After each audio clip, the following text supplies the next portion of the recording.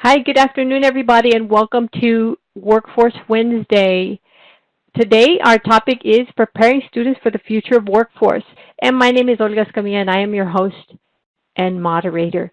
I'd like to welcome our presenter today. Our presenter today is Joy Felix, and Joy has studied psychology and sociology in undergrad. She switched fields after graduation and holds a master's in TESOL with certificates in international relations and linguistics. She's taught, developed curriculum, and teacher training and workforce programs in 5 countries and 2 U.S. universities.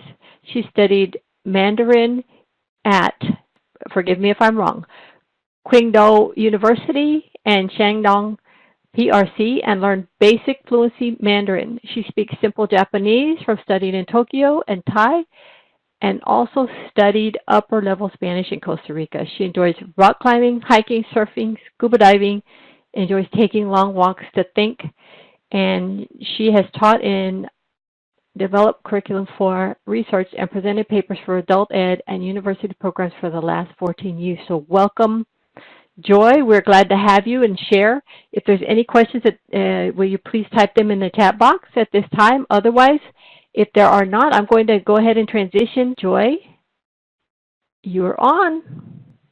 Hi, my name is Joy Felix, and this presentation is a result of my research while working as a career navigator for Northeast ISD in San Antonio. One of the drivers for this research was realizing while in conversation with students that they were discouraged to be finding new jobs and unsure what steps they should take to improve their prospects for employment after new career training. Many students weren't even sure that they wanted to pursue further training as they worried about going through the process of going through and getting a new workforce certification, and then they were worried that these jobs would also become obsolete afterwards.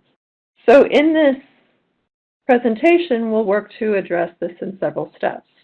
The first is helping students to see the problem realistically and to know that this isn't anything new.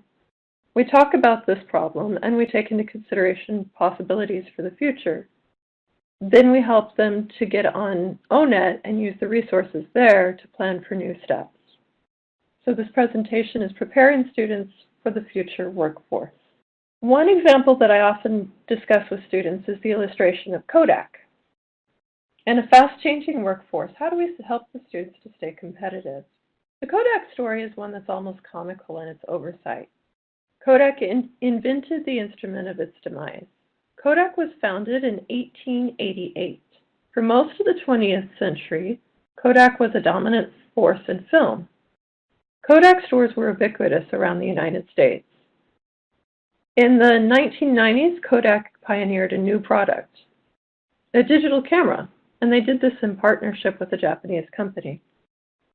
Yet Kodak continued to focus most of its efforts on print film and didn't fully recognize why the digital camera would become important. Due to this lack of recognition, in 2012, the company that had withstood over a century of change declared bankruptcy and rapidly sold off its assets. There have been many such stories over the years. It's important to note that these industries are most often blindsided. They don't see the change coming. If you think about Blockbuster Video and its dominance in the 1990s, it only to become obsolete in the 2000s with the onset of Netflix, you see a good example. The industries themselves do not recognize the change as it's happening and are therefore not able to prepare their employees for the inevitable job loss when it happens. We don't know what the next Kodak will be. Throughout the past 150 years, many strong industries have phased out of business. Technology replacing jobs in industries is not a new thing. It's been happening for a really long time. When those jobs are phased out, we need to have empathy for the displaced workers. New jobs are constantly developing that replace the old, but the workplace needs to adapt to the changes. All right, there have been many such stories over the years. It's important to note that the that these industries are often blindsided and don't see the changes coming. Can you think of other industries that have been blindsided in the past 5 to 10 years? Do you know of friends, students, colleagues who have been affected? Think about their stories and how they had to adapt. It's not an easy process. Yes, libraries and bookstores. If you notice, on the slide we have a picture of Borders closed. Libraries is another one. Libraries are interesting in that they've evolved pretty well. Whenever I go to the library here in San Antonio, it seems to be a pretty busy place, but one of the things they've done is they've adapted with Audible and like Kindle checkouts, so you could check out those online, while some of the brick and mortar bookstores seem to be having more problems. Books are being replaced with tablets and readers. Store catalog. Oh, good one, Diana. That's a good point. Store catalogs have changed. And that is one of the things that I did read about in like some of the research. Some of the paper companies are even being affected because of the stores not needing to send out as many mailers. Those are all industries that are in the process of change and that have been changing. Another one. Newspapers and magazines have changed quite a bit. There's not as many magazines that people subscribe to anymore, so that's another one that has changed pretty rapidly. So in this slide, we see that the 5 different generations that are still alive today, these generations have all dealt with job loss. My grandparents were part of the greatest generation. And if you look here, the greatest generation is pre-1928. So if they were alive, they'd be in there like just over 100. And I remember my grandfather telling me stories about driving around Dallas in the early 1920s in a horse and carriage. His family first bought a car when he was about 10, but they kept their horse for a while just in case the automobile industry didn't pan out. So there's always suspicion when a new technology comes in. They don't know what the longevity of it's actually going to be. And at this time, a lot of people didn't actually think that the automobile. I remember him saying it was noisy, and different cities tried to ban them. And so if you think about that and how much it's changed over the past 100 years or so, you can think of how this is not a new problem and how it's rapidly changing, and each generation faces this change. Technologically, everything is speeding up, and more industries are changing and more rapidly than they have in the past. This is creating both new opportunities and it's erasing old ones. What industries have disappeared or are in the process of disappearing in each generation? I notice in the chat it says many newspapers are stopping production. This is something that's been going on for quite a while. The paper industry has been affected, the newspapers have been affected, and reading recently, and this is in one of the citations at the very end of this, journalists are one of the ones that are very affected, because there's actually AI systems now that will run through a lot of the headlines, and it'll create an article without a person even being involved. So old records, CDs, are being replaced with Pandora and other online music. So the old records, those came from probably the boomer generation of the 1940 to 1964, and a lot of this age group is 53 to 71, and they had records. I remember as a kid, I'm right between that Gen X and Millennial, and I remember having cassette tapes. Yeah, they use them for decoration. 8-track tapes. Yes, my parents had some of those back in the 70s, and those have disappeared. Good idea. Yeah, it's a good idea to take the records and then use them as decorations. So a lot of reusing of some of the stuff that used to be pretty common, and now I know my son, who is 5, came in one day with a CD, and he wanted to know what it was, and he started throwing it because he thought it was a Frisbee. So the new generation, they really don't know what to do with some of this. So these are the generations, and in each generation, technology has changed, and some of the old has disappeared, and some of the newer technology has created new jobs, new opportunities. 10-key calculator. Which generation did that fall under? I'm trying to remember, like, what era that was. X, maybe? 1965 to 1979. Yeah, that sounds about right, probably. Even Gen Z, which is the youngest generation, there's stuff that's already disappearing from when they were kids. Stuff like, even, it's interesting in the consolidation of technology. You have students that, like, remember carrying a separate digital camera and a separate recording device, and now they're all on one iPhone. And so even some of the technology from that younger generation, that is slowly disappearing. It'll be interesting when people are buying the original iPhone and they're hanging that on their wall. Stereos and boomboxes, yes. That was a big millennial thing back in the 1990s, and you had your stereo, and that was like, you were really cool if you had one of those.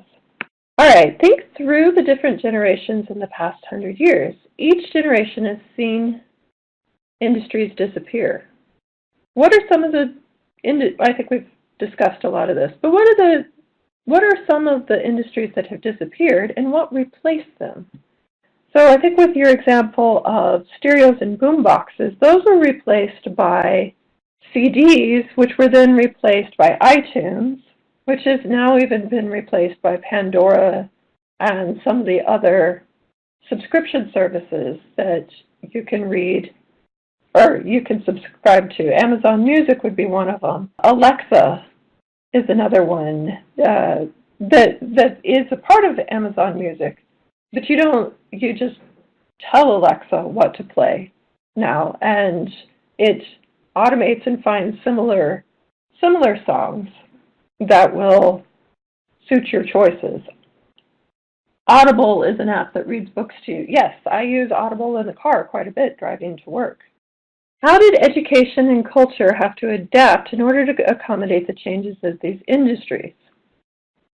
So if you want to, you can think about that question in the chat and maybe answer, like, think of, we'll say we just talked about Audible. How did education and culture have to adapt in order to accommodate changes in the industry? Audible changed, like, how you went into bookstores and what was available in cassette tapes in the car. Those cassette tapes disappeared, and you noted in the chat, people had to learn how to use them. They have to be more technologically savvy. People have to learn the process of using this new technology in order to get better at using it today. How do we accommodate industry change in our classrooms as we're working with students? So when we think about how we accommodate the industry change, we can't really stop it. It's going to happen. And we don't really want to stop it, but it is costing people jobs. If you were in the cassette business, it's kind of gone out. And we noted in the chat, we educators have to learn it ourselves and then teach it to our students. And how do we prepare the students for upheaval in their industries? I know one of the industries that a lot of students have been coming in from is retail.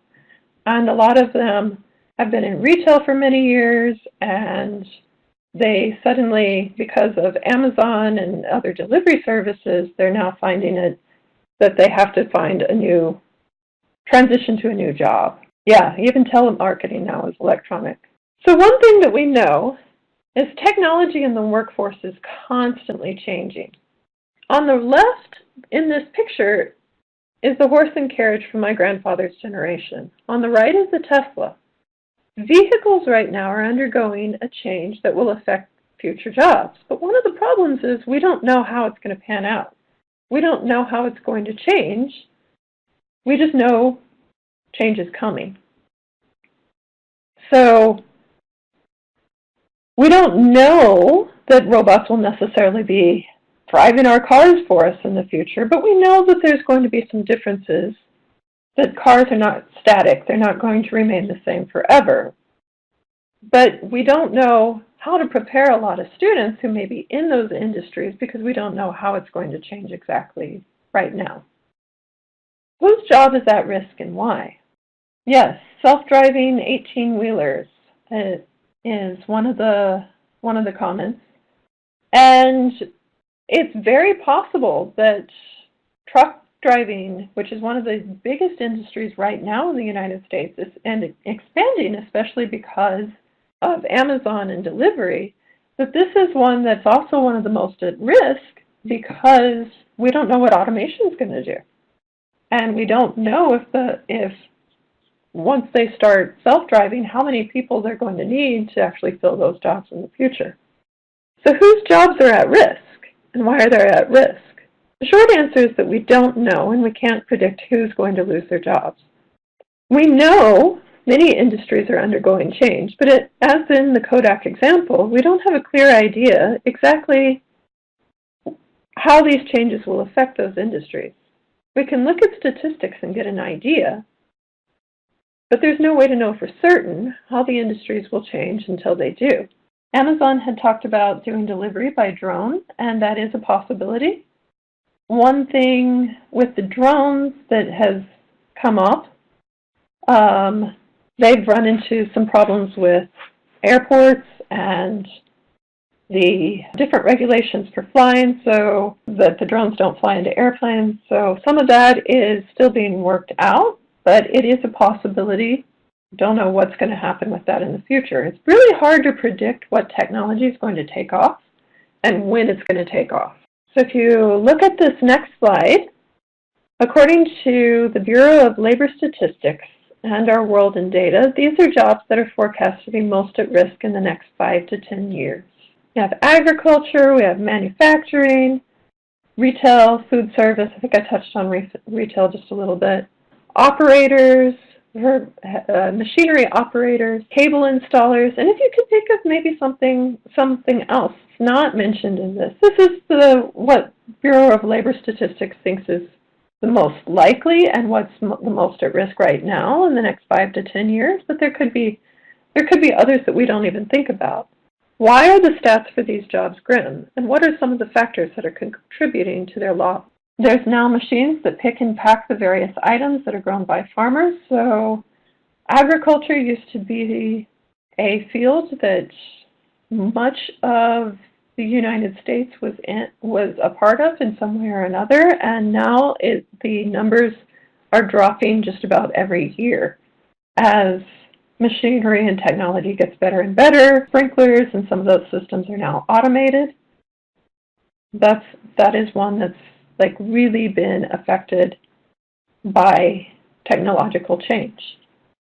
People are doing a lot more shopping online than going into the stores. This is very true. This is one that we are really seeing with a lot of students that used to work in retail. So retail is one of the biggest ones that's being affected. There are lots of students that are coming to us and maybe they didn't finish high school or they only got a little bit of college and they've been in retail for years and years and years, and they're losing their jobs due to the change in how those products are distributed. So people are still buying them, but they're not going to the brick and mortar stores to buy them. And so that takes away cashier jobs, that takes away janitor jobs, that takes away stocking jobs where they stock the shelves. And so a lot of those jobs are disappearing. Manufacturing machines assemble almost everything. That is a big one. There's also from Bureau of Labor Statistics, I read that some of the manufacturing jobs, if we brought a lot of them back from overseas, that they left. They took 400 jobs, and if we brought them back because of the way the manufacturing has changed and become automated, they might provide 2 or 3 jobs where you used to need several hundred people to do all those. Denise says students entering college today are studying for positions that are not even created yet. This is very true. Much like in the 1980s when people were studying and looking into different technologies, many of the people didn't know that the internet was going to be what it became. And so they weren't necessarily studying for that particular job. They were just studying for engineering, for math, for science, and the job market changed and information technology became a huge industry that we really weren't expecting it to become. It's important to note that this is a worldwide phenomenon. This technological change is affecting the whole world. It's not limited to the United States. China is experiencing one of the largest job loss sectors worldwide, as many of the manufacturing jobs that employed many people are now moving entirely into automation. The agricultural sector is constantly being overturned by technology. More jobs are being lost to technology worldwide. These are the current careers that are losing the most jobs. You have wired communication carriers. At the top, newspaper, periodical, book, directory publishers. I think we've touched on this just a little bit earlier. The Postal Service, I think as Diana mentioned earlier, is losing, there's about 80,000 jobs that are at risk in the Postal Service alone. Printing, paper-related support services are disappearing. There's a whole host of different manufacturing jobs that are losing jobs due to automation. Foundries are losing work. Communication equipment manufacturing, especially when it comes to, basically, it's all moving down to everything can be done online. And so a lot of the equipment isn't even necessary anymore. Computer peripheral equipment manufacturing, like you used to need a separate webcam for your computer, and now most of them are built in. So a lot of it's just becoming consolidation. Joy, there's a couple of comments in the chat box. One from Denise, she said students are entering college today, they're studying positions that are not even created yet. Yes. And then Diana says the light company, they don't even have to drive to your home anymore. Really? I did not know that. Not unless the transformer blows, but majority of the time they could set up everything remotely. Wow. This is changing the way a lot of jobs exist and whether they exist or not. And it also means that they need more people who can do those jobs from a distance and that are able to run that technology that is changing. These are jobs that are specifically being replaced by computers and robots. So you have insurance, you have bank tellers, you have financial analysis, analysts, construction workers, inventory managers, farmers, taxi drivers, manufacturing workers, journalists, and even movie stars. This one I found really interesting. They're getting to where they can do CGI, and they can use one actor for several different. They can use one actor over and over again, just alter their voice and use CGI so they don't look quite the same, and they don't need as many people to make these movies, which is kind of interesting and crazy at the same time. Do you see anything on the list that is surprising? If you want, you can mention that in the chat. Again, this is jobs that are being replaced specifically by computers and robots. Yes, in the chat it notes, like on the newer version of Willy Wonka, they made the Oompa Loompas from one person. I actually didn't know that, but yeah. So where they would have gone and needed to hire a whole bunch of extras, like I think the original it was 50 people or so, and now they just need one because they can replicate it on film, and it looks like there's more than one, but there's only one. So the CGI has done a lot when it's been changing how the acting jobs work. There's always a fear of technological automation. Some of these fears are overblown, but some are real. In this slide, these are jobs that are being threatened by robotics. We don't know how they will fare. one thing that's interesting with taxi drivers is that Uber revolutionized that particular industry by undercutting it. There's computer alteration. This was a computer alteration, but not in the way, say, with autonomous driving. It's not in the way that people expected it to happen right away. It actually, the reason that taxi drivers are disappearing and the industry is so under such threat is actually because the computer allowed people to contract personal drivers through Uber or Lyft or some of the other driving services. And so this was something that really surprised a lot of people when it happened. Another is insurance. And this has been drastically affected by drone technology. The insurance adjusters used to need to go out and take photos and take pictures of what had happened, like right after an accident or right after a hurricane. And now they can send a drone out over that property and get those same pictures, but they can get them faster because they can get them in places where people can't actually go right on the scene immediately. There's a note in the chat box that the Rise of the Planet of the Apes was created from just a few actors. So I think what we're learning here is we should inform students that the acting was always a long shot, now it's going to be really a long shot. All right, what are jobs that are not currently threatened that possibly could be soon? And there's a lot of different jobs out there that we don't see it coming all the time. In the change, more jobs are being created, such as for the drone operators, but there's also a lot of jobs that are being lost.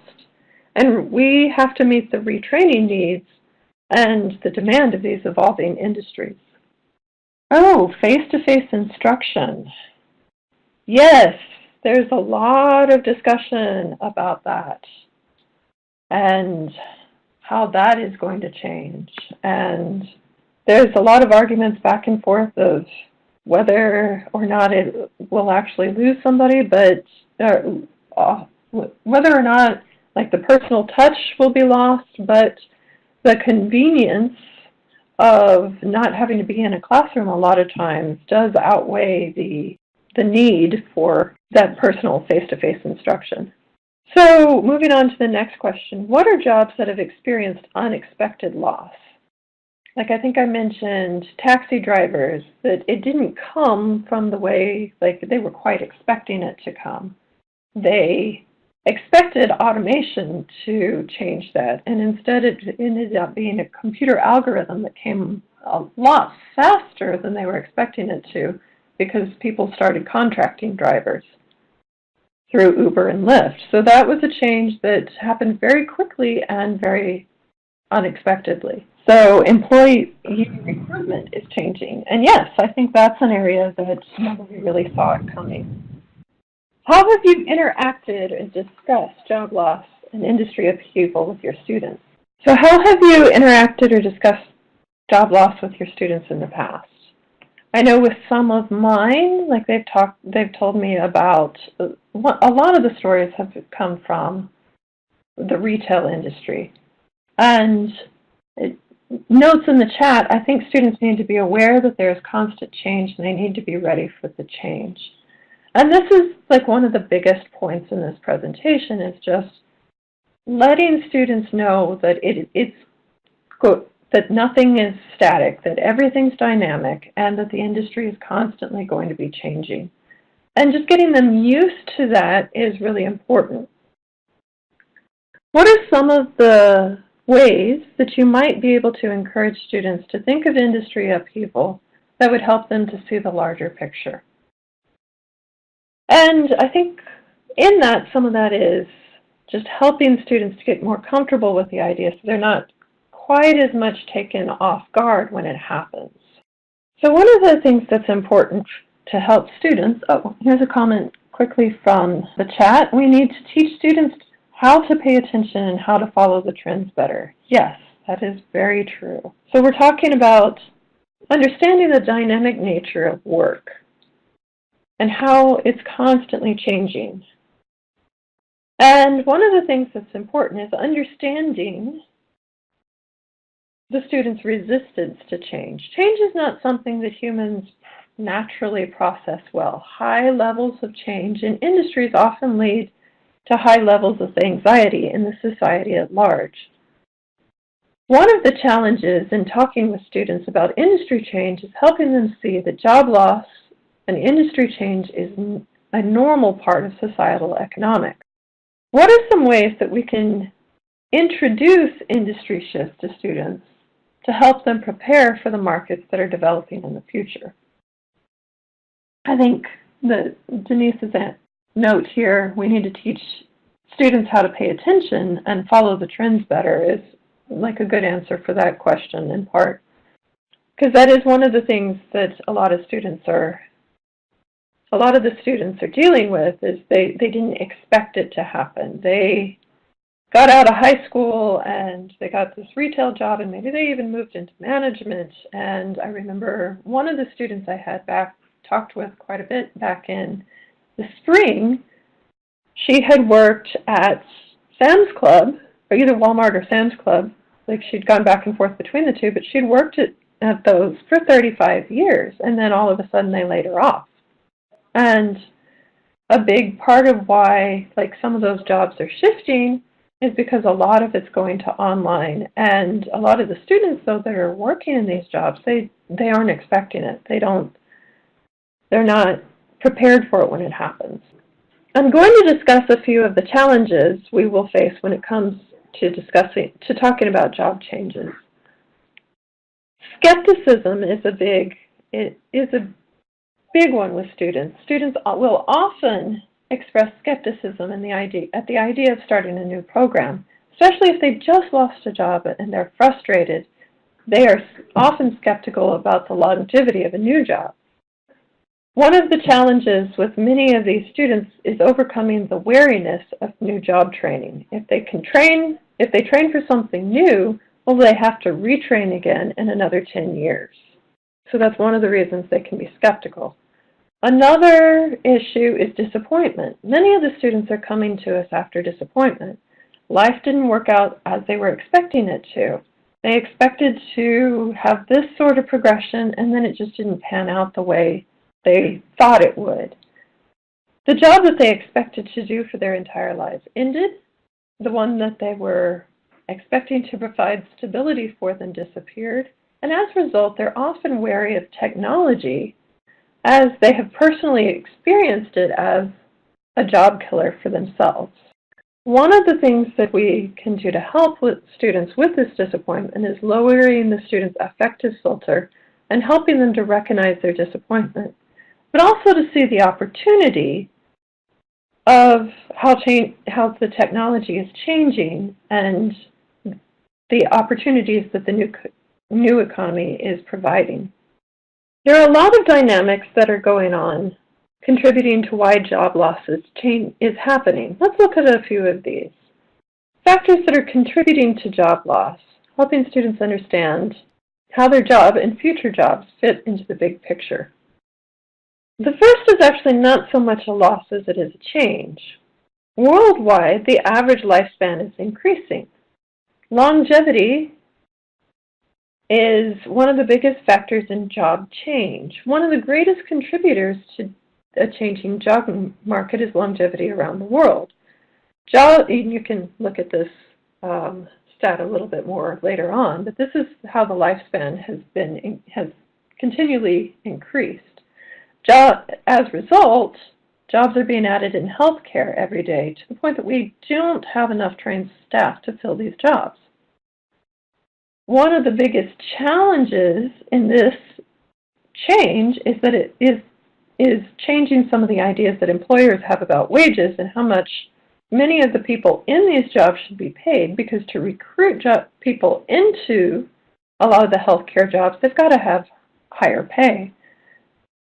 And so to fill these jobs, steadily workers need training, and we provide a lot of those workplace healthcare certificates, but they also need higher wages to stay in the field and to continue their education. So another one of the things that has been changing jobs is automation.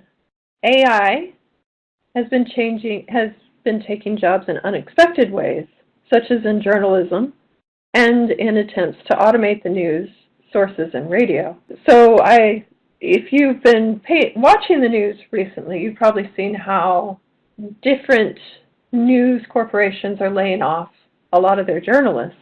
And one of the reasons is because automation, the AI is able to go in and kind of consolidate the news. And there was a while there that AP News actually put out a whole bunch of articles and nobody knew that they weren't actually written by people. So that's one that the industry didn't see it coming, and a lot of people's jobs are under threat because of it. Amazon subscription services and other similar services threaten brick and mortar, and honestly, this has kind of been, people have been predicting this for a while, but it's not quite happening the way they thought it would. They expected, I think, like you see with the self-checkout lines, that people would eventually start doing that, but instead a lot of people are just going straight to just having it delivered to their house. Because why would I go in a store and try and figure out where to find something if I can just get it delivered to my house? So online shopping means fewer people are involved in the retail process, which has meant a big change in how people shop. Robotics has changed jobs a lot. So robots are appearing in sectors that were largely unexpected. Warehouse jobs are under threat, and I'm not going to go there right now, but if you Google Amazon robots, you can see how a lot of that is changing, and it's changing very quickly. Janitorial jobs are under threat from robots. You can also go online. A good example would just be like the Roomba and how versions are. Yeah, I love online shopping. Me too. How a lot of these jobs are disappearing because of robots that can now do them. Manufacturing jobs, I think I mentioned earlier, they've lost a lot and they're expecting to lose more. These sectors are all losing jobs, but they're also replacing them with highly skilled technological workers. So some companies such as Amazon are actually looking at exploring possibilities of retraining the workers they have into being, say, robots. A note from the chat, home building as well. Yes, that is another one that is changing a lot. We're in the process of building a home, and I was surprised how much just a lot of the stats and grids and stuff is going entirely online. It's kind of crazy. Outsourcing is often listed as a contributor. It's not actually as much as I thought. It seems to be scarier than it actually is. Outsourcing is less of a contributor than it's credited with, but as countries around the world stabilize and become more peaceful, the likelihood that they're able to take on certain jobs for cheaper rises. Worldwide, poverty is dropping and longevity is increasing, leading to higher probability that different places are able to compete and source materials, such as manufactured goods, at lower rates. However, this is highly dependent on economic stability and competitive wages, so frequently underbidding may be regarded as unstable, and companies don't choose to go with what would be the actual cheapest. Reliability at this stage, and teaching students reliability, is actually more important than the threat of outsourcing, because more companies are learning to go with the more reliable option than what is actually the cheapest. So I found that to be kind of interesting as well. O-Net. We've only got a few minutes left, so I wanted to get to this part. Let me go ahead and go live, because the last few slides are just different parts of O-Net, and you guys can look at that later. We were talking about O-Net. One of the ones that I pulled up was, go back to O-Net. This is O-Net, and this is, I think we had mentioned earlier about how can we help students and prepare for the jobs that they're going to have in the future. And one of the tools that I use for a lot of students is having them play around with O-Net. And so you're probably familiar with some of the My Next Move, which is, this takes them through a whole bunch of questions where they can look through and figure out what their career might be. So they can do keyword searches, they can take personality tests, which this is the interest profiler, which is a lot of fun, and I usually have students go through and do the interest profiler, and sometimes they're surprised at some of the options because they might not have necessarily thought of them. One that I had researched before is accountants, and if you look here on accountants, you'll notice it's a bright outlook job. So this means jobs that the Bureau of Labor Statistics predicts will be jobs that will have staying power and that will grow in the future. So accountants is one of those. One of the nice things about O-Net is that it will take you through, and students can look at what knowledge they need for this particular job, skills they need to attain, the abilities they need to have. They can read what sort of personality would best fit that particular job. So if they don't pay attention to detail, they're probably not going to make a great accountant. So that's something that you can discuss with them. Technology, this talks about the different technologies they'll need to learn. There's talks about what sort of education they would need for this particular job, what the job outlook looks like in the future, and salary, so what they can, the median wage starting, what would be on the high end of the scale. You can look at it by state. And then in this, over here, this little category that says explore more, they can, maybe they like the idea of accounting and that pulled up on their interest profiler, but maybe that doesn't quite, when they read through some of this, maybe they don't want that long of a training.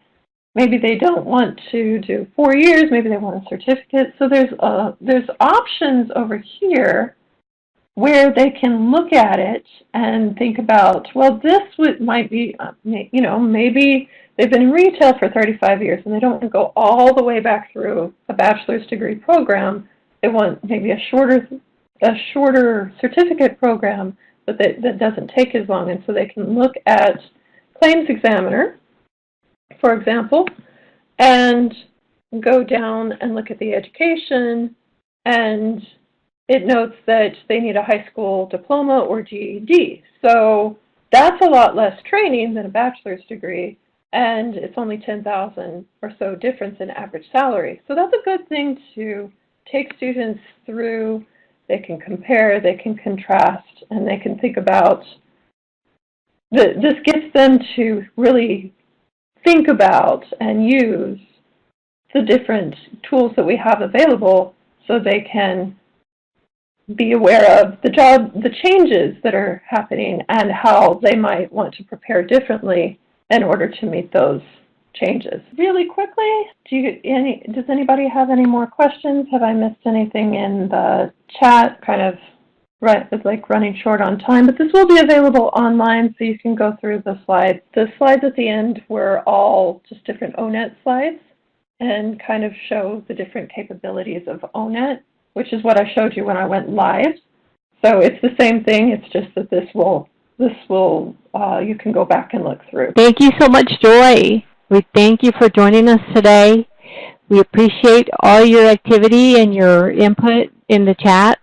Thank you, Joy. Great information. It's really good to be able to provide this information to our students because sometimes they don't think about these things. And as Diana mentioned, the way we shop, retail is, not quite the same. So we have to be making our students aware of this in the classroom. So thank you, Joy. Thank you, Denise. Thank you, Diana, for participating today.